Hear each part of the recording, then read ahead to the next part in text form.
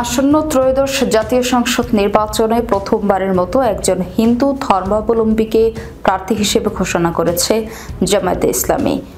খুলনার দাকব ও বটিয়াখাটা নিয়ে গঠিত খুলনা ১ আসনে কৃষ্ণনন্দীকে এই মনোনয়ন দেওয়া হয়েছে। তিনি ডুমুরিয়া উপজেলা জামায়াতের হিন্দু কমিটির সভাপতি। একই সঙ্গে তিনি আওয়ামী লীগের সাবেক মন্ত্রী নারায়ণ চন্দ্র চন্দের অতি ঘনিষ্ঠ। স্থানীয়রা জানান, কৃষ্ণনন্দী পেশায় ব্যবসায়ী। তার গ্রামের বাড়ি ডুমুরিয়া উপজেলার চুকনগরে, পৈতৃক নিবাসন সেখানেই। চুকনগর তিপ্পপল্লী প্রাথমিক বিদ্যালয়ে লেখাপড়া শেষ করে তিনি পারিবারিক ব্যবসায়ের হাল ধরেন। মোটরসাইকেল শোরুম, তেল, রড, সিমেন্ট ও টিনের ব্যবসা ছিল তার।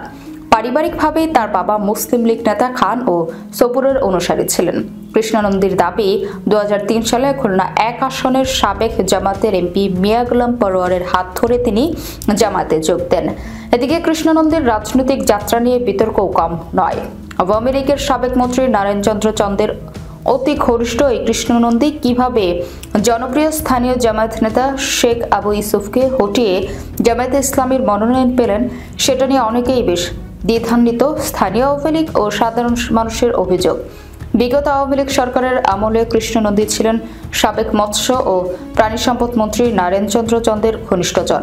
মন্ত্রীর সঙ্গে তার বিভিন্ন কর্মসূচির ছবি সামাজিক যোগাযোগ মাধ্যমে ছড়িয়ে আছে।